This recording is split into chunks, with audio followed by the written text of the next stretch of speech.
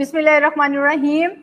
सुमेरा निसार आपकी होस्ट आज फिर एक नए टॉपिक और एक नए गेस्ट के साथ जो है आपके सामने हाजिर हैं। और इनको मैं गेस्ट नहीं, इनको मैं सुपर गेस्ट क्यों कहूँगी, क्योंकि इनकी एज उतनी नहीं है माशाल्लाह जितनी इनकी अचीवमेंट्स हैं।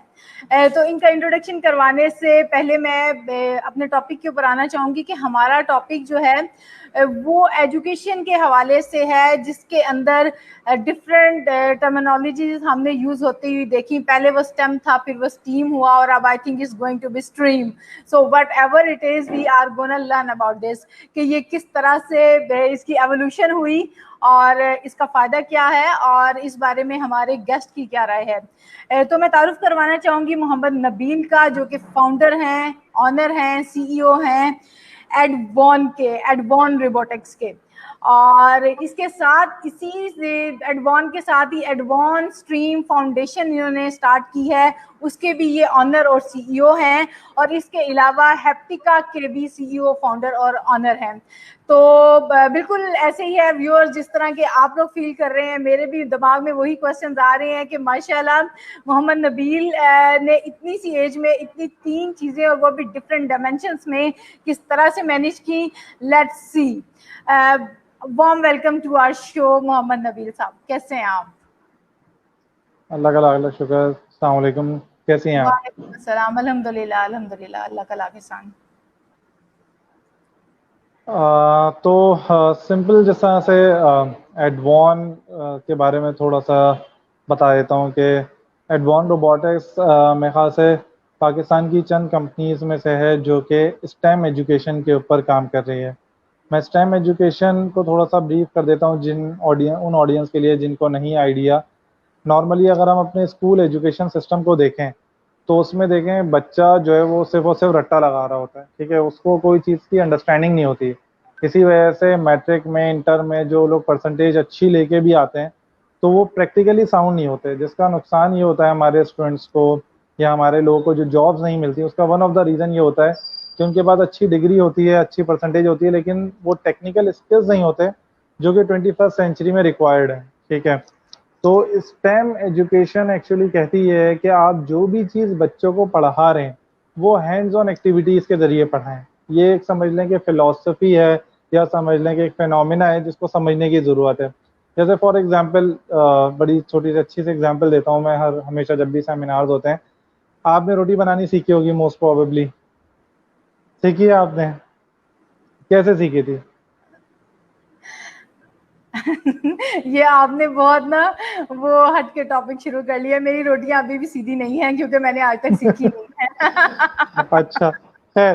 जिन लोगों ने रोटी बनानी सीखी है तो रोटी बनाने के लिए आपको नॉर्मली क्या करना होता है? वो प्रैक्टिकल आटा करना लेकर से होता है। रोल ठीक है, करते हैं, बिल्कुल ऐसे ही है। ठीक है, आपको प्रैक्टिकल करना होता है। एक बार आप करते हैं, गलती होती है, दूसरी बार करते हैं, गलती होती है, और फिर उसके बाद गलती कर करके आप सीखते हैं। लेकिन आप देखें कि हम हमारे बच्चे जो हैं स्कूल्स में जो पढ़ रहे हैं, इंग्लिश मीडियम स्कूल्स में जा रहे हैं हमारे बच्चे, लेकिन मैट्रिक के किसी बच्चे से आप इंग्लिश में बात करें, मैट्रिक छोड़े, नॉर्मल जो यूनिवर्सिटीज़ हैं हमारी, जो कि ख़ासतौर पे गवर्नमेंट यूनिवर्सिटीज़ हैं, उनके भी अगर स्टूडेंट से आप इंग्लिश में बात करें तो वो थोड़ा सा ना समझ लें शिवर करना शुरू हो जाएंगे। ठीक है, वो आपसे उस तरह से कॉन्फिडेंटली बात नहीं कर पाएंगे। तो आप सोचें कि इंग्लिश हम पढ़ा तो रहे हैं लेकिन वो उसका रट्टा लगवा रहे हैं। ठीक है, इसी तरह से केमिस्ट्री से साइंस जो भी सब्जेक्ट्स हैं हमारे, उन सबको रट्टा लगवा रहे हैं। तो स्टेम बिल्कुल एजुकेशन नबील, कहती है यहाँ मैं साइंस, आपकी बात में टेक्नोलॉजी, एक चीज ऐड इंजीनियरिंग करना चाहूंगी। एंड आपने मैथमेटिक्स सबसे पहले। जी, आपने बहुत खूबसूरत बात की है कि वो इंग्लिश को रटवा रहे हैं, जबकि फंक्शनल इंग्लिश जो कम्युनिकेशन स्किल्स की है, जो कि अक्सर ग्रेजुएशन का हिस्सा है, इलामा इकबाल ओपन यूनिवर्सिटी ने भी अपने सिलेबस में शामिल बिल्कुल किया हुआ है। वहां पे क्या करते हैं, जो उनके ट्यूटर्स हैं, उसका भी रट्टा लगवाते हैं, और बच्चे जब एग्जाम में जाते हैं तो वो लिटरली उसको एग्जाम को उस तरह से टैकल नहीं कर पाते। ये तो सिर्फ एग्जाम की बात है, बिल्कुल जब वो ऐसे ही। प्रैक्टिकल लाइफ में जाते हैं तो वाकई उनसे एक लफ्ज भी नहीं बोला जाता। बहुत बेहतरीन बात की आपने कि जो बिल्कुल स्किल्स हैं, जो बिल्कुल हैंड्स यही। ऑन नॉलेज है, वो भी हम रट्टे की फॉर्म में लेके चल रहे हैं। बिल्कुल ऐसा ही है। और दूसरा इसका जो नुकसान है, एक तो ये है कि जो भी हम पढ़ा रहे हैं, कोई भी सब्जेक्ट ले लें तो वो रट्टा पढ़ा रहे हैं। दूसरा एक जो हमारे, अगर हम कोर्स कंटेंट को देखें, चाहे वो स्कूल हो हमारा, चाहे वो कॉलेज हो, चाहे यूनिवर्सिटी, वो सारा का सारा ऑब्सोलीट हुआ हुआ है। ठीक है, अभी भी मैट्रिक जो बच्चे करते हैं तो वो डॉस के ऊपर एग्जाम दे रहे होते हैं कंप्यूटर का। ठीक है, अभी भी हमारे यहाँ जो कंप्यूटर की क्लासेस होती हैं, बच्चों को कंप्यूटर 6-7 ग्रेड के बच्चे को कीबोर्ड और माउस पढ़ाया जा रहा होता है, ठीक है, जबकि दुनिया बहुत आगे निकल चुकी है। तो ये सारी चीज़ें जब हमने देखी तो स्टेम एजुकेशन कहती है कि एक तो बच्चों को जो भी आप पढ़ाएं वो प्रैक्टिकल और हैंड्स ऑन एक्टिविटीज़ के ज़रिए पढ़ाएं। दूसरी चीज़, वो जो भी चीज़ आप पढ़ा रहे हैं वो स्टेट ऑफ द आर्ट हो, मतलब वो चीज़ बच्चे को उसकी प्रोफेशनल लाइफ में हेल्प करे। तो इस पूरे फिलॉसफी को, फिनोमेना को स्टेम एजुकेशन का नाम दिया गया और उसमें फोकस किया गया कि बच्चों को साइंस, टेक्नोलॉजी, इंजीनियरिंग और मैथमेटिक्स को इस तरह से इंटीग्रेटेड मैनर में पढ़ाया जाए कि बच्चे को उसकी एप्लीकेशन समझ में आए। हमारे यहाँ क्या होता है, हम मैथमेटिक्स पढ़ते हैं लेकिन मैथमेटिक्स की एप्लीकेशन नहीं पता होती कि ये यूज़ कहाँ होनी है। कैलकुलस वगैरह जितने भी ऑडियंस होंगे उन्होंने पढ़ी होगी अपने इंटर के अंदर, कैलकुलस और इंटीग्रेशन, डिफरेंशिएशन, उसका हमें एप्लीकेशन का भी पता ही नहीं होता। हम उसको भी बस रट्टा लगा लेते हैं कि हाँ ये फॉर्मूला है। तो स्टेम एजुकेशन कहती है कि आप जब अगर मैथ पढ़ा रहे हैं तो उसकी एप्लीकेशन बताएं कि कहाँ यूज़ होनी है। फिर स्टेम एजुकेशन जब बढ़ती गई, दुनिया में बहुत ज़्यादा ग्रो हुई, तो उसके बाद लोगों को रियलाइज़ हुआ कि स्टेम एजुकेशन में वो लोग जो क्रिएटिव हैं उनको कैसे केटर किया जाए। तो वो स्टेम से स्टीम बन गया, जिसमें ए का एलिमेंट भी इंट्रोड्यूस कर दिया गया, जिसे हम science, technology, engineering, arts and mathematics का नाम देते हैं। बिल्कुल ऐसे तो ही है। आर्ट से फायदा ये हुआ कि अब जो बच्चों को जो चीज़ पढ़ा रहे हैं, फॉर एग्जाम्पल बच्चे को अगर कोई टॉपिक पढ़ा रहे हैं तो उसमें ये सोचा जाता है कि किस तरह से साइंस का एलिमेंट इंटीग्रेट किया जाए, किस तरह से इंजीनियरिंग का, किस तरह से टेक्नोलॉजी और किस तरह से आर्टिस्टिक एलिमेंट भी इंक्लूड किया जाए ताकि बच्चे को समझ में अच्छा आए। फिनलैंड की अगर आप एग्जाम्पल लें, Finland is consider to be a best education system in the world. उसमें ओके। अगर आप देखें तो वहाँ पे भी जो एजुकेशन सिस्टम है उसको बिल्कुल ही चेंज कर दिया उन्होंने। वो ये बोलते हैं कि बच्चे को कोई स्किल सिखाने हैं ना, तो सिर्फ और सिर्फ इंडिविजुअल सब्जेक्ट ना पढ़ाएं, आप एक प्रॉब्लम दें बच्चे को, अब उस प्रॉब्लम को सॉल्व करने के लिए जो जो स्किल्स रिक्वायर्ड है वो सिखाएं। तो उसमें क्या होगा, उसे पता होगा कि मेरे जो मैं स्किल सीख रहा हूँ उसकी कोई प्रैक्टिकल इम्प्लीमेंटेशन है, बजाय नबील, इसके कि यहाँ सिर्फ मैं और एक सिर्फ और मैं याद चीज कर रहा हूँ। मैं एक पॉइंट ऐड करना चाहूंगी। माजरत, जी। मैंने आपकी बात काटी। इसमें हम्म, इस तरह से है, बिल्कुल आपने ऐसे कहा कि एक आप प्रॉब्लम दे देते हैं और वो बिल्कुल तमाम एक, उसमें एनालिटिकल स्किल्स भी हो सकती हैं, उसमें डिसीजन मेकिंग भी हो सकती है, उसमें प्रेजेंटेशन भी बिल्कुल। आ सकती है, उसमें हो सकता है कुछ उसको कंटेंट ऐड करना पड़े तो कुछ राइटिंग स्किल्स इन्वॉल्व हम्म, हो जाएं, उसमें कुछ बिल्कुल स्पीकिंग बिल्कुल। स्किल्स इन्वॉल्व हो जाएं, उसमें कॉन्फिडेंस दैट्स बिल्डिंग आ जाएगी। जिस जिस मीडियम में वो बात कर रहा है तो ऑब्वियसली उस मीडियम, वो लैंग्वेज जो है वो उसके ऊपर भी अबूर हासिल करेगा। बिल्कुल देखिए नबील, मैं बहुत इस चीज को अप्रिशिएट करती हूँ कि उन्होंने बड़ी एक प्रैक्टिकल अप्रोच जो है अपनाई है। क्यों? क्योंकि लाइफ आपको सिर्फ एक तरह से जो है ना टेस्ट नहीं करती। जब आप रियल लाइफ में बिल्कुल ऐसे जाते ही। हैं तो आपको कम्बिनेशन ऑफ डिफरेंट थिंग्स का जो है ना आपको सामना करना पड़ता है, और मेरे ख्याल say that is the best approach. बिल्कुल बिल्कुल। आपने खूबसूरत तरीके से इसकी जो है वजाहत की। Thank you. वेलकम। तो मेन चीज़ यही थी, बाकी फिर इस तरह से स्टेम से स्टीम हुआ। स्टीम के बाद हमने एक कॉन्सेप्ट इंट्रोड्यूस किया है रिसेंटली, स्ट्रीम के नाम से। हमने ये सोचा कि ठीक है, बच्चों को हम टेक्निकल स्किल्स दे रहे हैं, आर्टिस्टिक और क्रिएटिविटी भी दे रहे हैं, 21st सेंचुरी के स्किल्स दे रहे हैं, लेकिन हाउ अबाउट द रिलीजन। ठीक है, रिलीजन में भी जो इथिकल और मोरल वैल्यूज है एक्चुअली वो हमारे माशरे से मिसिंग है। मतलब रिलीजन वो है जो कि हम जिसे मौलवी रिलीजन कहते हैं, राइट, बिल्कुल बिल्कुल, हमने उसे जिसमें जिंदगी से अलग कर दिया। बिल्कुल उसको अलग कर दिया, जबकि ऐसा है नहीं। ठीक है, जो हमारी मोरल वैल्यूज हैं वो भी तो एक रिलीजन का हिस्सा है। हमारी प्रोफेशनलिज्म, जिसे हम कहते हैं कि प्रोफेशनल नहीं है पाकिस्तानी, तो अगर प्रोफेशनल नहीं है तो इसका मतलब हम रिलीजन के ऊपर भी नहीं है ना पूरे। क्योंकि अगर मैं आपसे काम कर रहा हूँ, कोई बिजनेस कर रहा हूँ और आपसे मैं झूठ बोल रहा हूँ, तो मेरा रिलीजन भी ये नहीं सिखाता। तो हाउ अबाउट के बच्चे को जब पढ़ाया जा रहा हो तो प्रैक्टिकली इस तरह की उसे सिनेरियोज में डाला जाए जिसमें उसे ये सारे टेक्निकल एलिमेंट के साथ साथ रिलीजियन की जो इथिकल वैल्यूज हैं या मोरल वैल्यूज हैं वो बच्चे को प्रैक्टिकली डेमोस्ट्रेट करवाई जा सकें, ताकि बच्चा उस चीज को बहुत अच्छी तरह से ऑब्जर्व कर सके, बजाय इसके कि हम बच्चे को ये बोलते रहें कि झूठ बोलना गलत है। हम बच्चे को बोलते रहते हैं कि झूठ बोलना गलत है, लेकिन नॉर्मली जब पेरेंट्स घर में होते हैं और उनके के पास किसी की कॉल आती है तो वो बच्चे से ही बोलते हैं कि इन्हें बोल दो पापा अभी घर पे नहीं है या यहाँ गए हुए वहां गए हुए, राइट। तो एक तरफ पापा बोल रहे हैं कि भाई झूठ नहीं बोलना, दूसरी तरफ पापा ही बोल रहे हैं कि झूठ बोल दो बेटा। तो बच्चा बेचारा छोटी सी एज में ही कंफ्यूज हो जाता है कि एक्चुअली मैं क्या करूं। ठीक है, तो इस चीज को प्रैक्टिकली जब तक तो actually as a human nature हम देखें ना, जैसे गाड़ी है, गाड़ी जो हम चलाना सीखते हैं, कभी भी ऐसा नहीं हो सकता कि थ्योरी से मुझे कोई बताए और मैं उसे चलाना सीख लूँ। मुझे स्टीयरिंग पे बैठना पड़ेगा, 2-3 बार गाड़ी कहीं पे जाके किसी को ठोकनी पड़ेगी, तब जाके मैं सीखूँगा। तो इसी तरह से जो प्रैक्टिकली जो भी हमारी सराउंडिंग में चीज़ें हैं, उसको सीखने के लिए हमें प्रैक्टिकल अप्रोच और हैंड्स ऑन अप्रोच को पाकिस्तान के एजुकेशन सिस्टम में तेज़ी से लाना होगा, अगर हम चाहते हैं कि हमारी जो फ्यूचर जनरेशन है वो ग्रो करे। जी, नबील, इसमें इस तरह है कि पिछले साल तक मेरे ख्याल से मुझे मौका मिला था एक सिटी स्कूल की, that is one of the brand, meeting attend करने का, और उसमें उन्होंने एक नई जो चीज़ शामिल की थी अपने ट्रेनिंग में, उन्होंने स्टेम एजुकेशन का जो है जिक्र किया था, स्टीम का सॉरी। तो वो स्टीम से स्टेम पे पिछले साल आए थे। तो ये जो है ये बहुत जी, रैपिड चेंज आया है कि इसको अब आप स्ट्रीम पे ले गए हैं, जिसमें आपने एथिक्स भी जी, जो है वो शामिल कर दिया, और आर को मैं डिस्क्लोज नहीं करूंगी जब तक कि आप उसके बारे में इन डिटेल बात नहीं करते। तो जी, ये जी। इसमें स्ट्रीम में आर का क्या रोल है? वही जिस तरह से मैंने बताया ना कि आर फॉर रिलीजन को हमने बोला है, तो रिलीजन में एथिकल वैल्यूज, ये चीज जो है ना वो बहुत मिसिंग है। मतलब हम रिलीजन, जो हम अपने पर्सपेक्टिव से बात करें, जब हम स्ट्रीम बोलते हैं, तो जो आर हमने कंसीडर किया हुआ है वो है एथिकल और मोरल वैल्यूज। रिलीजन को इसलिए किया है कि रिलीजन एज अ मुस्लिम, क्योंकि हम रिलीजन को फॉलो करना चाहिए हमें, तो उसको प्रैक्टिकली हम किस तरह से अपनी प्रोफेशनल लाइफ में बच्चों को right from the early ages सिखा सकें।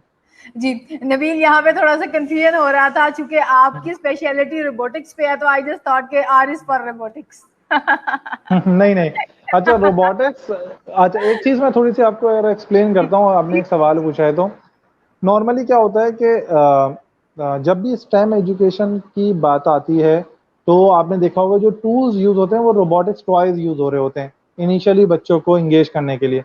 तो उसमें बहुत सारे एजुकेशनिस्ट बोलते हैं तो ये तो रोबोटिक्स हो गई, स्टेम या स्टीम नहीं हुआ, राइट। तो देखिए, स्टीम को पढ़ाने के लिए you need some tool, right, बिल्कुल प्रैक्टिकल ऐसे कहते हैं। एक्सपीरियंस के लिए एंड। तो जो रोबोटिक्स है या कोई भी टूल जो है हार्डवेयर, वो as a supplementary tool use हो रहा होता है ताकि बच्चों को एंगेज किया जा सके। वो रोबोट्स भी हो सकते हैं, वो XYZ कुछ और चीज़ें भी हो सकती हैं। तो हमें एज एजुकेशन सेक्टर में रहते हुए ये चीज़ समझनी चाहिए कि जो भी चीज़ अगर पढ़ाई जा रही है इंटरनेशनली, उसका कोई ना कोई रीज़न होता है और स्पेसिफिक रीज़न के तहत वो चीज़ इम्प्लीमेंट हो रही होती है। जी, नबील, मैं थोड़ा सा अपने जो है वो व्यूअर्स की तरफ बढ़ना चाहूंगी। तो हमारे साथ सैयद रिजवी साहब हैं। आपसे सर रिक्वेस्ट है कि आपका ये मैसेज थोड़ा सा मुझे जो है वो पढ़ने में मुश्किल हो रही है। तो आई जस्ट वांट कि आप चीज़ों को थोड़ा सा टू दी पॉइंट रखिए। हमें बहुत खुशी है कि आप हमारे साथ मौजूद हैं इस वक्त, आपने हमारे लिए वक्त निकाला, और हम बात कर रहे हैं एजुकेशन सिस्टम की, जिसके अंदर हम साइंस को, टेक्नोलॉजी को, इसके अलावा फिर इसके अंदर इंजीनियरिंग को, फिर इसके अंदर हम रिलीजन को, फिर इसके अंदर आर्ट्स को, इन तमाम चीज़ों को हम साथ लेके चल रहे हैं, मैथमेटिक्स को साथ लेके चल रहे हैं। तो हम चाह रहे हैं कि आपका खूबसूरत सा कोई सवाल इससे रिलेटेड आएगा तो हमें उसको एंटरटेन करना बहुत अच्छा लगेगा। हबीबुर रहमान जो हैं वो आपको अस्सलाम वालेकुम कह रहे हैं। सो ही इज हैप्पी वालेकुम टू अस्सलाम। Meet you on WPTH platform. तो उनका you are absolutely doing wonders in the field of science and technology. अच्छा, मुझे थोड़ा सा thank you Nabeel very much. जी, मैं इससे थोड़ा सा आपसे पूछना चाहूंगी कि ऐसा मतलब क्या हुआ था लाइफ में जो आपका इतना रुझान, और वो भी इतना माशाल्लाह तेजी से आपका उस तरफ मतलब ऐसे लगता है जैसे आपने और कोई काम नहीं किया सवाए इसके कि आपने इस एरिया पर रिसर्च की है। अच्छा देखिए, मेरा अपना एजुकेशन बैकग्राउंड इस तरह से है कि मैंने NED यूनिवर्सिटी से इलेक्ट्रॉनिक्स इंजीनियरिंग की है कराची से, और फिर उसके बाद मैं साउथ कोरिया रोबोटिक्स में मास्टर्स करने चला गया था। वहाँ पे मैंने रोबोटिक्स में मास्टर्स किया। मास्टर्स करने के बाद टेक्निकल यूनिवर्सिटी म्यूनिख जर्मनी में मैं एज अ PhD स्कॉलर मेरा वहाँ पे हो गया, और मैं PhD करने के लिए वहाँ पे गया। लेकिन हुआ ये कि जब मैं अपने मास्टर्स करने के बाद पाकिस्तान वापस आया, और जर्मनी के वीज़ा के लिए मैं पूरा प्रोसेसिंग टाइम चाहिए था मुझे, क्योंकि तकरीबन 6 महीने में आपको वीज़ा मिलता है जर्मनी का। तो उस 6 महीने में पाकिस्तान था, तो उन 6 महीने में मैंने, मेरा एक कज़न होता है जो मेरे के समझ लें कि मेरे घर के पास ही रहता है, तो उस टाइम पे वो 6th ग्रेड में था। तो क्योंकि काम करने के लिए कुछ नहीं था, तो मैंने उसे रोबोटिक्स और साइंस और ये कोडिंग वाली जो चीज़ें ये सिखानी शुरू की, just for the sake of fun, के मेरे पास टाइम है, उसके पास भी टाइम है। तो हुआ ये कि विद इन 2 और 3 वीक्स वो इस टाइप के प्रोजेक्ट्स बनाने लग गया जो कि मैंने खुद एनईडी यूनिवर्सिटी के अंदर बनाए थे, राइट। तो उस टाइम पे मेरे लिए बहुत सरप्राइजिंग था कि वो बच्चा 6th ग्रेड में वो चीज़ें बना रहा है जो मैंने एनईडी में। और फिर मैंने सोचा कि अगर बच्चे के अंदर इतना ज़्यादा पोटेंशियल होता है तो हम लोग स्कूल में ही बच्चों को ये चीज़ क्यों नहीं सिखाते, क्योंकि बच्चों को हम क्यों वेट करते हैं कि वो यूनिवर्सिटी में आके सीखेगा। जी तो नबील, वहाँ यहाँ पे से एक 1 मिनट आइडिया का क्लिक ब्रेक हुआ। कीजिएगा, 1 मिनट का ब्रेक कीजिएगा। जो बात आप कर रहे हैं उससे रिलेटेड एक क्वेश्चन है हबीबुर रहमान की तरफ से। What could be the best ways to educate our educators और teacher to develop awareness among kids in the school? तो ये बिल्कुल उससे देखिए, रिलेटेड है जिस पे आप बात कर रहे बिल्कुल। हैं। देखिए, मुझे ऐसा लगता है कि बेस्ट वे एजुकेट करने का ये है, एज एन इंडिविजुअल कैपेसिटी या एज अ कंपनी, कि हम जितना ज़्यादा, जिस तरह से मैं आपके साथ अभी वेबिनार में हूँ, उसका वन ऑफ द रीज़न यही है कि एजुकेट कर सकें बहुत सारे लोगों को। तो बिल्कुल ऐसे ही है। इस तरह के फ्री सेशंस होने चाहिए। अभी हमने समझ लें कि कोविड-19 से थोड़े पहले ही दिसंबर और जनवरी में हमने पूरे पाकिस्तान में डिफरेंट सिटीज़ में जाके डिफरेंट सेमिनार्स करवाए स्कूल ओनर्स के साथ, और उसमें स्कूल ओनर्स को अवेयरनेस दी कि स्टीम एजुकेशन है क्या, किस तरह से बच्चे को फ़ायदा देगी। तो अल्हम्दुलिल्लाह इस तरह से हम अपनी कैपेसिटी में कोशिश करते हैं कि जितना से ज़्यादा कर सकें। तो हम सब अगर इंडिविजुअल कैपेसिटी में, जो हमारे स्कूल ओनर दोस्त हैं या हमारे पेरेंट्स हैं, अच्छा इसमें एक चीज़ है आपको थोड़ी-सी जो हमने रियलाइज़ किया, हमें ऐसा लगता है कि स्कूल ओनर्स नहीं चाहते ये चीज़ करना। मुझे ऐसा लगता है कि हर स्कूल ओनर चाहता है कि वो अच्छी न्यू चीज़ें लेके आए। लेकिन जो उन्हें सबसे ज़्यादा प्रेशर आता है ना, वो पेरेंट्स की तरफ से ज़्यादा आता है। क्योंकि हमारे अभी पाकिस्तान में पेरेंट्स को प्रैक्टिकल लर्निंग या इस चीज़ की बहुत ज़्यादा अवेयरनेस नहीं है। उनको तो सिर्फ ये पता होता है नॉर्मली अब तक पेरेंट्स को कि हमारा बच्चा इतनी परसेंटेज लेके आएगा तो वो अच्छे कॉलेज में चला जाएगा, और वो इतनी अगर परसेंटेज कॉलेज में लाएगा तो अच्छी यूनिवर्सिटी में चले जाएगा। तो वो बच्चे को सिर्फ बर्डनाइज करते हैं कि बस तुम्हें परसेंटेज अच्छी लेके आनी है। तो हमें किसी ना किसी तरह से ये तरीका देखना होगा कि किस तरह से हम पेरेंट्स को एजुकेट करें। और उसका एक जो बेहतरीन तरीका है मेरे ख्याल से वो ये है कि स्कूल्स में करियर काउंसलिंग होनी चाहिए मेरे ख्याल से। स्कूल्स में मुझे लगता है पेरेंट्स की career counselling is the best वे, कि हर स्कूल में हर महीने एक करियर काउंसलिंग का सेशन हो जिसमें वो पेरेंट्स को इस चीज़ के ऊपर बताएं कि किस तरह से टेक्नोलॉजी आगे जा रही है, किस तरह से पूरी दुनिया में एजुकेशन का सिस्टम चेंज हो रहा है, और उनके वो बच्चे जो इस टाइम पे 2nd, 3rd या 4th ग्रेड में हैं, जब वो अगले 10 साल बाद प्रोफेशनल लाइफ में आएंगे तो ज़माना किस तरह से चेंज हुआ हुआ होगा। तो I think school is the best way to educate the parents by organising some different type of seminars online. अब तो ऑनलाइन और आसान हो गया है। बहुत खूबसूरत बात की नबील ने, कि ये बेस्ट वे है कि पेरेंट्स को एजुकेट किया जाए साथ में, क्योंकि ऑब्वियसली पेरेंट्स का अगर एक देखिए ना, अब टीचर्स या मैनेजमेंट स्कूल की कुछ नई चीजें सिलेबस में शामिल कर रही है या वो कुछ नए तरीके से बच्चे को सिखा रहे हैं, और पेरेंट्स वही चाहते हैं कि किताबें भरी हों, कॉपियां भरी हों, काम कर करके नोटबुक्स भरी हों, और हैंड्स ऑन कोई चीज ना दी जाए, वो चेक करते हैं और वो उस तरह से इनकरेज नहीं करते, तो वो लोग भी उस सिस्टम को अडॉप्ट करने से डरते हैं। और लर्निंग का जो ट्रायंगल है वो कभी भी स्टूडेंट, टीचर और पेरेंट्स के अलावा मुकम्मल हो ही नहीं सकता।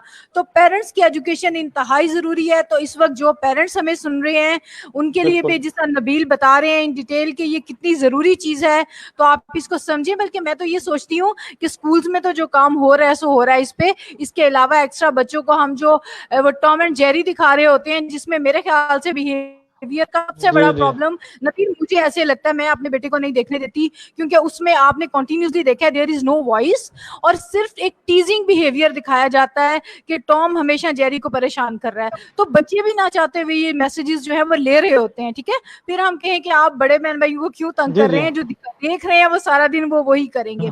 तो बेहतर ये है कि उनको थोड़ी एजुकेशनल वीडियोस, एजुकेशनल चीजें, बच्चों को थोड़ा सा रफ मटेरियल दे दें कि वो घर में थोड़ी एक्सपेरिमेंटेशन, आजकल तो बच्चे स्कूल जा नहीं रहे हैं, घर पे हैं, so just go for this thing कि बच्चों को थोड़ा सा हैंड्स ऑन एक्टिविटी दी जाए। और दूसरा, मैं अपने व्यूअर्स से एक रिक्वेस्ट करूंगी कि इस तरह के और बहुत से प्रोग्राम हम अल्हम्दुलिल्लाह अभी तक कर चुके हैं, इट्स ऑलमोस्ट 3, और मैं चाहती हूँ कि अगर आप इनमें से किसी भी टॉपिक पे जो इससे रिलेटेड एजुकेशन और लर्निंग और ट्रेनिंग के टॉपिक्स हैं, अगर आप इनमें से किसी को देखना या सुनना चाहते हैं तो हमारा यूट्यूब चैनल जो है उस पे जाएं, वहां पे आपको सब नजर आ जाएंगे।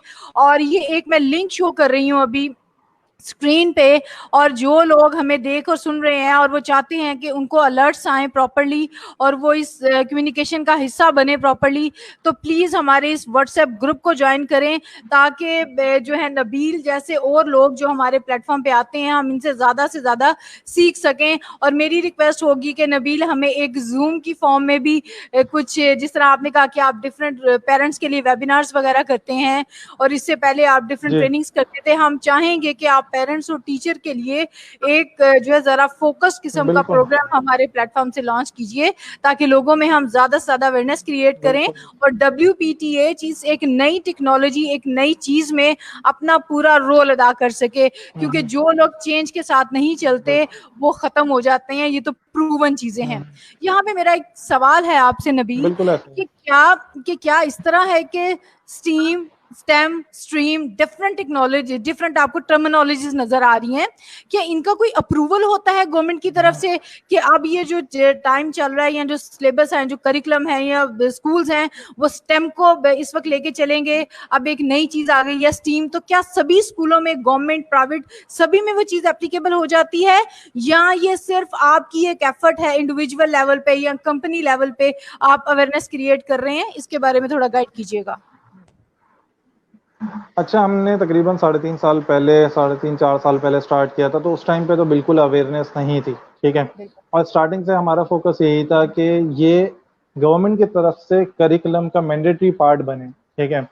तो हम पिछले 4 साल से गवर्नमेंट को डिफरेंट प्लेटफॉर्म से अप्रोच करते रहे और बहुत सारा प्रेजेंटेशन वगैरह भी दी, तो उसका आउटकम अल्हम्दुलिल्लाह अब ये निकला है कि इस साल हमारा KP के गवर्नमेंट जो है, वहाँ पे उनके जो गवर्नमेंट स्कूल्स हैं उनके साथ MOU साइन हुआ है कि वहाँ पे हम स्टीम एजुकेशन कुछ सिलेक्टेड स्कूल में स्टार्ट करेंगे। तो first thing is that. Second ये है कि हाँ, जो फेडरल गवर्नमेंट है वो इस चीज़ के ऊपर काम कर रही है कि किस तरह से स्टेम एजुकेशन को करिकुलम का मैंडेटरी पार्ट बनाया जाए। तो we started as an individual company, लेकिन बाय द टाइम हमारी एफर्ट्स और बहुत सारे दूसरे लोगों की एफर्ट्स के जरिए फ़ायदा ये हुआ है कि अब फ्यूचर में गवर्नमेंट की तरफ से हर स्कूल में इसको मैंडेटरी पार्ट बनाया जाएगा, लेकिन अभी तक इसको मैंडेटरी पार्ट नहीं बनाया गया। तो वो हमारे साथ We are जैसे talking about तकरीबन stream. 300 स्कूल्स We हैं जो are हमारे साथ talking about stream. नबील, ऐसे ही है, हम स्ट्रीम की बात कर रहे हैं, स्ट्रीम, जिसमें हम जिसमें रिलीजन को भी मेनली शामिल स्ट्रीम किया जाएगा। फिलहाल, जी अभी हम स्ट्रीम की बात कर रहे हैं क्योंकि अब तक हमारी, क्योंकि जो स्ट्रीम है ये हमने पहली बार समझ लें कि एक टर्म्स इनोवेट की है, और इस टाइम पे स्ट्रीम के ऊपर मेनली हम ही लोग काम कर रहे हैं एज एन एडवांस रोबोटिक्स के अंदर, बाकी कोई यानी पाकिस्तान में आपका काम नहीं कहने कर का रहा है। मकसद ये है पाकिस्तान से कि बात, अभी तक गवर्नमेंट के अकॉर्डिंग स्ट्रीम तक ही हम नहीं पहुंचे, तो स्ट्रीम तो एक एडवांस उसका जी स्टेप है। तो आप क्या सोचते हैं बिल्कुल कि बजाय इसके कि बिल्कुल स्ट्रीम ऐसे के ऊपर ऐसे। एफर्ट लगाई जाए, क्यों ना आप डायरेक्टली स्ट्रीम के लिए कोशिश करें? इस बारे में आपका क्या ख्याल है? देखिए पाकिस्तान में ना गवर्नमेंट के पॉइंट ऑफ व्यू से अगर मैं बताऊं ना, तो गवर्नमेंट के पॉइंट ऑफ व्यू से स्कीम को इम्प्लीमेंट करना रिलेटिवली चैलेंजिंग होगा, क्योंकि पाकिस्तान में बहुत सारे फिरके हैं, ठीक है। तो हम जो आर को देख रहे हैं ना यहाँ पे रिलीजन, हम स्पेसिफिकली किसी फिरके की बात नहीं कर रहे या किसी पर्टिकुलर उसकी नहीं बात कर रहे, हम सिर्फ बात कर रहे हैं एथिक्स और मोरल वैल्यूज जो रिलीजन हमें सिखाता है, ठीक है। और उसको इम्प्लीमेंटेशन करना ना थोड़ा सा रिलेटिवली मुश्किल है। साइंस वगैरह के जो सब्जेक्ट होते हैं ना उसमें तो हमने बना दिया कंटेंट और इम्प्लीमेंट हो गया। ये जो एथिकल वैल्यूज है और मोरल वैल्यूज है ना, इसको आप करिकुलम का पार्ट बना भी दें, जब तक टीचर उसको उस तरह से डेमोस्ट्रेट नहीं करेगा ना, तब तक वो चीज़ वैसे सिखाई नहीं जा सकती, ठीक है। तो इस लाइक के आप जो है वो घर में बच्चे को अगर सब झूठ बोल रहे हैं और सब कुछ कर रहे हैं और स्कूल में वो इकरा में जा रहा है, ठीक है, लेट्स सपोज जहाँ पे सब जो है वो रिलीजन की बात कर रहे हैं, तो शायद उस बच्चे पे बहुत ज़्यादा असर नहीं हो, ठीक है। तो इसी तरह से ये वाली चीज़ भी, लेकिन इन जनरल आइडियली ऐसा होना चाहिए कि स्ट्रीम जो फिलॉसफी है उसको स्कूल्स में पाकिस्तान के इम्प्लीमेंट होना चाहिए, और इसी तरह से इम्प्लीमेंट होना चाहिए कि ज़्यादा से ज़्यादा बच्चे जो है फ़ायदा उठा सकें उसका। जी, लेकिन देखिए नबी, अच्छा, एक इससे और पहले चीज़ मैं भी तो यहाँ पे ऐड करूँ, दीनियात और इस्लामियात आपको नजर आती हैं। वो इस्लामियात ज्यादा इस्लाम के ऊपर फोकस है, तो अगर इसको थोड़ा सा जेनेरिक करके और चीजें भी इसमें शामिल कर ली जाए, मोरल वैल्यूज शामिल कर ली जाए, एथिक्स शामिल कर लिए लेकिन जाए। मसला ये है ना कि जो इस्लामियात हमारे करिकुलम में बनी लिखी हुई है, वो उसको सिर्फ रट्टा लगवा रहे हैं। प्रॉब्लम यही बिल्कुल है। ऐसे ही है, बिल्कुल अगर ऐसे ही है। इस्लामियात देखें तो उसमें भी बहुत सारी अखलाकियात की बातें हैं, वहाँ पे इस टाइप के मजमून हैं, लेकिन उसको भी रट्टा लगाता है ना बच्चा। बच्चे को फर्क ही नहीं पड़ता, क्योंकि जब वो देख रहा ऐसे होता है सामने नबील कि ऐसे ही उसके होता था कि टीचर आयात जो का है, तर्जुमा याद करें, उसकी तशरीह याद करें, तफसीर याद करें, इतने नंबर आपके पक्के। तो हमने भी बिल्कुल इसी ऐसे ही तरह है। से ही पढ़ा हुआ है। हम बस ये नहीं यही कह है। सकते कि हम दूध के धुले हुए हैं, हम भी हम्म, ऐसे ही तैयार करते रहे हैं। हम भी वो पिछले 5 साल पेपर जो है उनके अंदर से क्वेश्चन उठा के, क्योंकि देखिए एजुकेशन सिस्टम ही ये था, बिल्कुल ऐसे ऐसे ही ही है। चल रहा था सारा कुछ। तो अब जाके पता चलता है कि किताबों को बिल्कुल ऐसे ही रटना है। और नंबर लेना सब कुछ नहीं होता, उसमें जो गुर बताए गए हैं उनको बिल्कुल ऐसे ही है। सीखना और उनको अप्लाई करना जो है वो असल में एजुकेशन है। बिल्कुल। वही शख्स एजुकेटेड है जो उन चीजों को यूज करना जो है वो जानता है। एक क्वेश्चन है हमारे पास, हाउ बिल्कुल। Would STEAM education decreases the load of quantity and will increase the load of quality in the field of education? Please share. अच्छा देखें, ये बड़ा अच्छा सवाल है कि नॉर्मली जब हम ये स्ट्रीम एजुकेशन की बात करते हैं स्कूल्स में जाके, तो बोलते हैं कि बच्चा पहले ही इतना बर्डनाइज है, तो उसके ऊपर एक और सब्जेक्ट अगर हम इंट्रोड्यूस कर दें तो वो और बर्डनाइज हो जाएगा, तो बच्चे को टाइम कैसे मिलेगा। तो हमें ऐसा लगता है कि स्ट्रीम एजुकेशन जिस तरह से बात हुई इनिशियली, कि कलेक्टिव है, ठीक, कि अगर आप एक टॉपिक देंगे उसे, तो उसमें बच्चे के कम्युनिकेशन स्किल्स भी इंप्रूव हो रहे होंगे, बच्चे के टेक्निकल स्किल्स भी इंप्रूव हो रहे होंगे, और जब बच्चा उसके ऊपर रिपोर्ट राइटिंग कर रहा होगा तो उसके राइटिंग स्किल्स भी इंप्रूव होंगे। तो हमें ऐसा लगता है कि स्ट्रीम एजुकेशन अगर वाकई में स्ट्रीम एजुकेशन इंट्रोड्यूस करी जाए पूरी तरीके से, तो इसमें क्वालिटी ऑफ एजुकेशन बहुत अच्छी हो जाएगी, क्योंकि सारी चीज़ें हैंड्स ऑन एक्टिविटीज़ के जरिए होंगी, सारी चीज़ें क्विजेज और एनालिटिकल क्विजेज के बेसिस पे होंगी, और बच्चे पे बर्डन इसलिए कम होगा कि बच्चा याद करने से ज़्यादा बच्चा सोचने पे टाइम लगाएगा, क्योंकि हमारा ज़्यादा से ज़्यादा टाइम तो रट्टा लगाने में लग जाता है ना। मैथ में अगर आपको कॉन्सेप्ट समझ में आ जाए तो फिर आपके लिए वो मुश्किल नहीं होती चीज़, लेकिन क्योंकि हम रट्टा लगा रहे होते हैं तो हम बार बार भूल जाते हैं, तो बच्चा इसलिए बर्डनाइज हो जाता है मेरे हिसाब से। तो हमें अगर हम प्रैक्टिकल लर्निंग के ऊपर लेके आ जाएं तो बच्चा इंजॉय भी करेगा, क्वालिटी भी उसकी इम्प्रूव होगी, और ओवरऑल हमारा एजुकेशन इंफ्रास्ट्रक्चर बनिस्बत जो ट्रेडिशनल एजुकेशन सिस्टम है उसके इम्प्रूव हो जाएगा। जी, बिल्कुल नबील, आपने बहुत अच्छी बात कही कि इससे क्वांटिटी कम हो जाएगी कि 8 सब्जेक्ट पढ़ाए जा रहे हैं हर 35 और 40 मिनट्स में, बिल्कुल। और एंड में बच्चा घर आता है और उसका एक ही काम होता है कि उसको लिख लूं जो होमवर्क मिला है, या उसको याद कर लूं कल क्लास में सुनाना जी। है। कितना ही अच्छा हो कि एक केस स्टडी बिल्कुल। मिले, या एक जो है वो ग्रुप की फॉर्म में एक टारगेट मिले, और बच्चे जो हैं उसको अपनी तमाम स्किल्स, अपने तमाम सब्जेक्ट यूज करते हुए उसका हल निकालें, और जब वो घर जाएं तो उनके पास एक चीज का प्रैक्टिकल सोल्यूशन हो। अगर ऐसा हो जाए तो लर्निंग का लेवल कहाँ जाएगा। शायद बिल्कुल। क्वांटिटी वाइज हम कहेंगे तो कुछ भी नहीं पढ़ा, और क्वालिटी वाइज देखेंगे तो बच्चों ने बहुत कुछ सीख लिया। बिल्कुल। बहुत बेहतरीन चीज बिल्कुल। है। आज हमारे साथ एक नई व्यूअर नजर आ रही है हमें, if I am not wrong, her name is Reshma, right? अस्सलाम जी। वालेकुम, great topic. Stream will open up ways for youth to reflect, research and innovate. बेशक बेशक ऐसे ही है, और मैं चाहूंगी कि नबील इसके बारे में अगर आप कुछ ऐड करना चाहें तो। बिल्कुल। जिस तरह से मिस रेशमा हैदर ने बताया कि वाकई में देखें, जो स्ट्रीम या स्ट्रीम का जो मेन कॉन्सेप्ट है वो है ही ये कि किस तरह से बच्चे बिहेव करें, ठीक है, अपनी पर्सनैलिटी को रिफ्लेक्ट करें, और किस तरह से ट्रीट करें लोगों के साथ। तो that is the main thing. और स्ट्रीम में अंदर, क्योंकि हमने जैसा से पहले बताया ना कि जो इसको हम रिलीजन से ज़्यादा ना रिफ्लेक्ट का नाम इसलिए देते हैं कि जब रिलीजन बोलते हैं ना नॉर्मली, तो वो सिर्फ इस्लाम फोकस हो जाता है एक्चुअली। लेकिन इस्लाम में अगर हम देखें तो इस्लाम का एक बहुत बड़ा पार्ट हुकूकुल इबाद है, राइट। बिल्कुल ऐसे ही है, हुकूकुल बिल्कुल इबाद इज ऐसे ही one of the most important thing, जो कि अनफॉर्चुनेटली हम बहुत सारे लोगों में नहीं है, ठीक है। हम नमाजें पढ़ रहे होते हैं, लेकिन नमाजें पढ़ने के बावजूद भी हम किसी ना किसी को धोखा दे देते हैं, किसी से झूठ बोल देते हैं, तो हम एक बड़े एलिमेंट को नेग्लेक्ट कर रहे होते हैं। तो हमारा स्ट्रीम में फोकस ये है कि जिस एलिमेंट को हम नेग्लेक्ट कर रहे हैं, तो उसमें किस तरह से रिफ्लेक्शन बच्चे में आ सके, किस तरह से बच्चा इनोवेशन की तरफ जा सके, और किस तरह से बच्चा रिसर्च की तरफ जा सके इस पूरे पर्टिकुलर कॉन्सेप्ट के जरिए। जिस तरह से देखें, एग्जाम्पल मैं बताता हूँ कि स्ट्रीम का फायदा और क्या होता है, कि कोविड-19 की एग्जाम्पल ले लें। कोविड-19 में पाकिस्तान में बहुत सारी यूनिवर्सिटीज़ हैं, राइट, बहुत सारी चीज़ें, लेकिन कोविड-19 में छोटी छोटी कंपनीज ने ऐसे ऐसे आइडियाज़ निकाले जो कि बड़ी बड़ी यूनिवर्सिटीज़ नहीं निकाल सकी। वाई? क्योंकि उनके पास प्रैक्टिकल एक्सपोजर ज़्यादा था चीज़ों का, बजाय इसके कि सिर्फ और सिर्फ उन्होंने रट्टा लगाया हुआ था।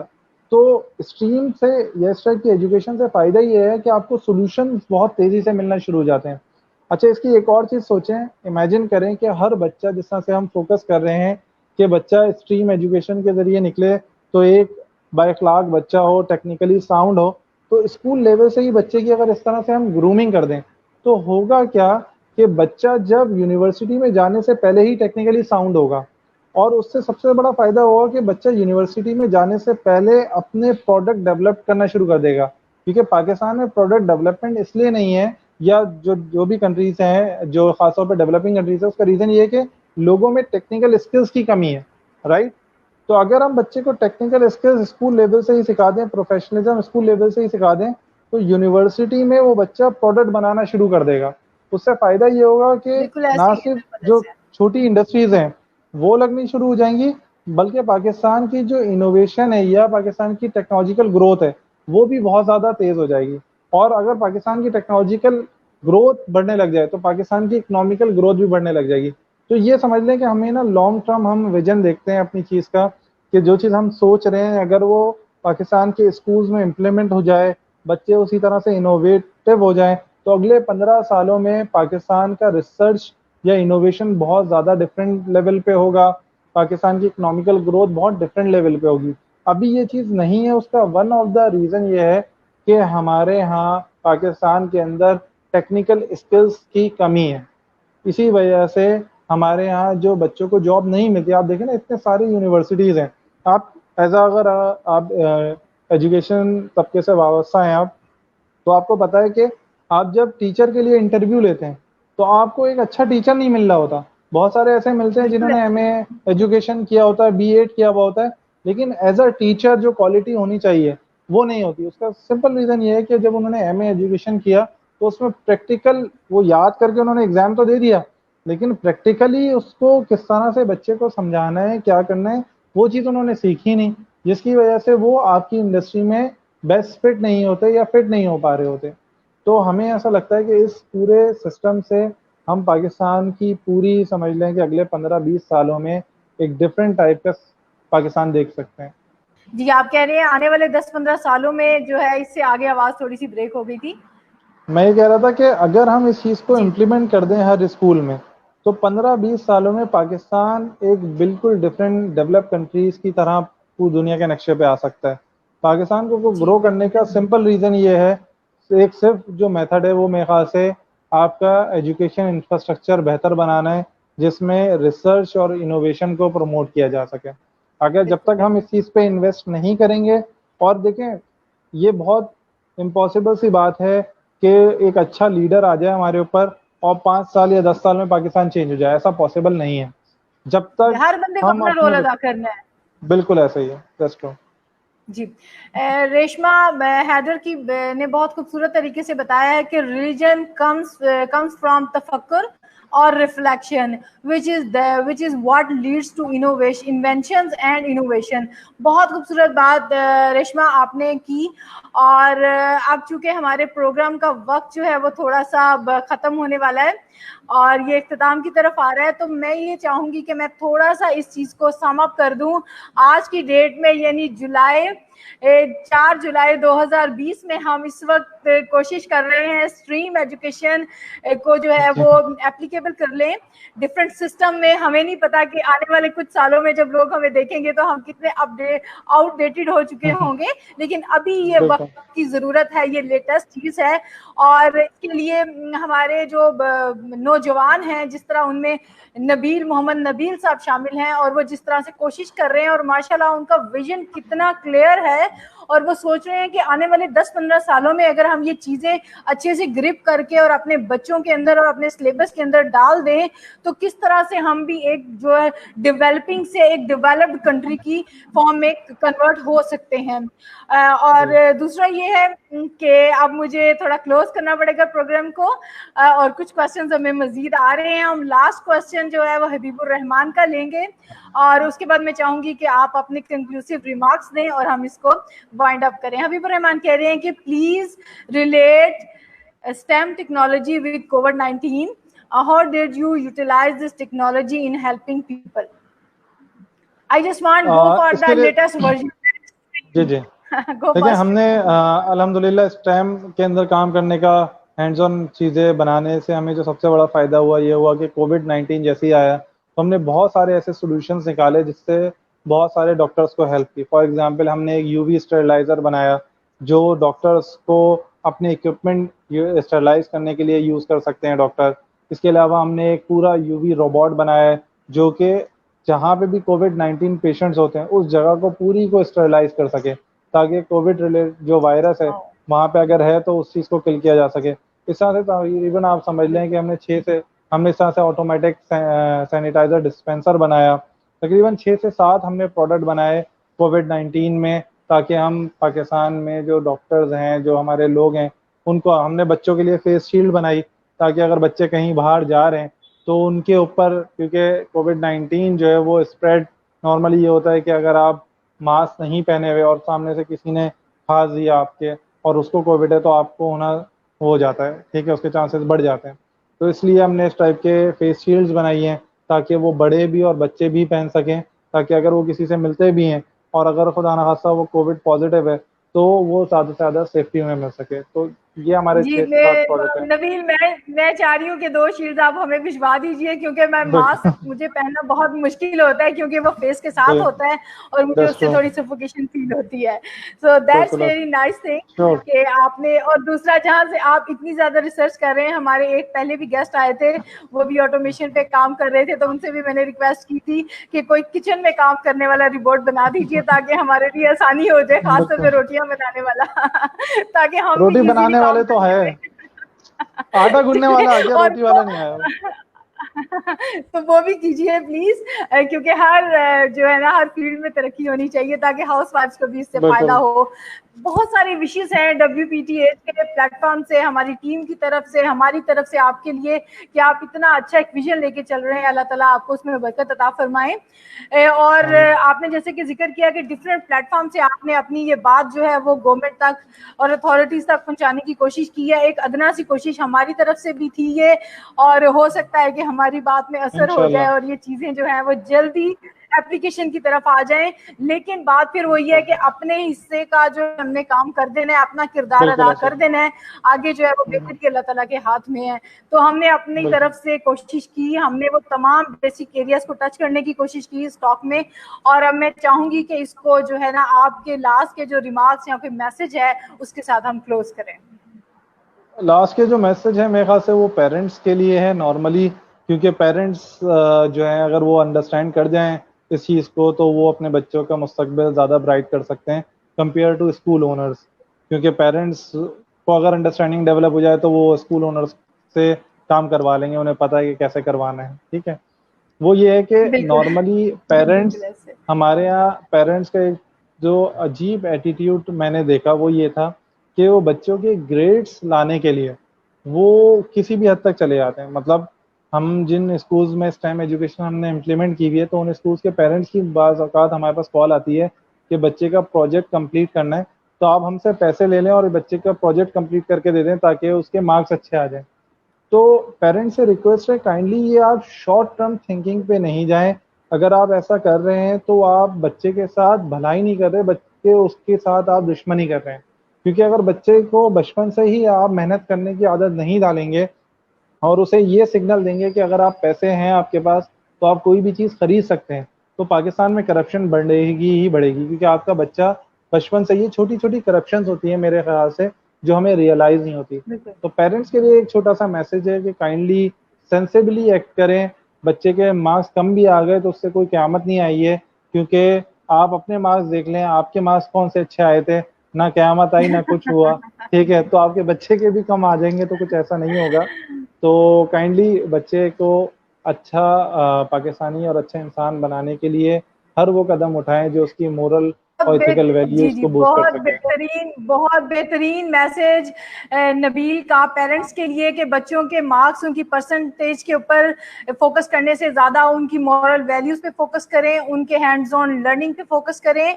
और डिमांड कर सकते हैं आप अपनी स्कूल मैनेजमेंट से कि बच्चों को वो वाला जो चीज़ें हैं वो पढ़ाई और सिखाई जाएं, पढ़ाने से ज़्यादा अब सिखाने पे हमें काम करने की ज़रूरत है।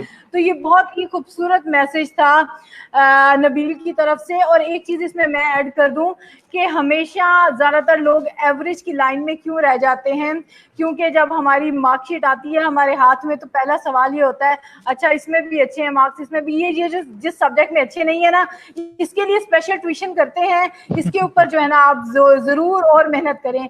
तो हम इन चीज़ों को बैलेंस करने में लगे रहते हैं और हमारे जो एरिया जो उतने ज़्यादा स्ट्रॉन्ग नहीं होते, हम उनको पूरी एफर्ट लगा के एवरेज लेवल पे लेके आते हैं और उधर से हमारे स्ट्रेंथ जो एरियाज होते हैं जिनमें हम स्ट्रॉन्ग हैं, हम उन पे उस तरह से फोकस नहीं कर पाते और ओवरऑल हमारा रिजल्ट एवरेज ही रहता है। तो ये एक जो है प्रूवन चीज है कि बजाय इसके कि आप ये नहीं मैं कह रही कि आप उनको बिल्कुल इग्नोर कर दें, लेकिन ये देखें कि जो सब्जेक्ट्स का रिजल्ट कार्ड आपके हाथ में आया है और जो सब्जेक्ट सामने आए हैं और आपको लग रहा है कि इसमें आपका बच्चा ज्यादा जो है शार्प है, तो प्लीज उस पे ज्यादा फोकस करें ताकि वो बच्चा उस एक फील्ड में एक्सेल कर जाए। तो that is the basic thing कि आप जब अपनी स्ट्रेंथ्स को करते हैं, ये बहुत खूबसूरत बुक जो है वो स्ट्रेंथ फाइंडर के नाम से है कि अगर आप अपनी स्ट्रेंथ को मजीद स्ट्रॉन्ग कर लेंगे तो वो सफर आसान है। ये वैसे भी एक लॉजिकल सी बात है, और जो चीज बिलो एवरेज है उसको आप लेके आए फिर एवरेज फिर स्ट्रेंथ पे लेके जाएं तो वो थोड़ा सा मुश्किल हो जाता है। तो प्लीज परसेंटेज पे ना जाएं। और बहुत अच्छा उन्होंने कहा कि क़यामत नहीं आ जाएगी, और प्लीज जो है ना बच्चों को ये देखें कि वो लर्न क्या कर रहे हैं जो उनको उनकी लाइफ में हेल्प करने वाला है। सिर्फ ये ना देखें कि मार्क्स अच्छे आ गए हैं और उसके लिए भी आप जो हर तरह के मीन्स इस्तेमाल करें और सिफारिश भी करें और पैसे देने तक आ जाएं कि आप ये प्रोजेक्ट क्लियर करवा दें। तो मकसद हमारा प्रोजेक्ट क्लियर करना नहीं है, उन्हें एक सक्सेसफुल पर्सन बनाना है जो जिंदगी के तमाम नशेबो फराज में से खूबसूरती के साथ गुजर जाए। तो बहुत सारी दुआएं हैं आप सब लोगों के लिए, और खासतौर पे नबील के लिए हम बहुत शुक्रिया अदा करना चाहेंगे। उन्होंने इतना कीमती वक्त निकाला और हमारे व्यूअर्स को बहुत सी जो क्वेश्चन थे उनको क्लियर किया। और मैं रेशमा का बहुत शुक्रिया अदा करना चाहूंगी, उन्होंने बहुत खूबसूरत क्वेश्चन किए। हबीबुर रहमान का तो वो एक कहते हैं ना कि वो तो करते हैं क्वेश्चन और बहुत क्वालिटी क्वेश्चंस होते हैं। इसके अलावा रिजवी साहब थे हमारे साथ जिनसे मैंने रिक्वेस्ट की थी कि आप थोड़े से रिलेटेड क्वेश्चंस करें। उम्मीद करते हैं कि कल वो फिर हमारे प्रोग्राम में आएंगे और टॉपिक से रिलेटेड क्वेश्चंस करेंगे। थैंक यू सो मच, अपना बहुत सा ख्याल रखिएगा आप सब लोग। टेक केयर, अल्लाह हाफिज। अल्लाह हाफिज।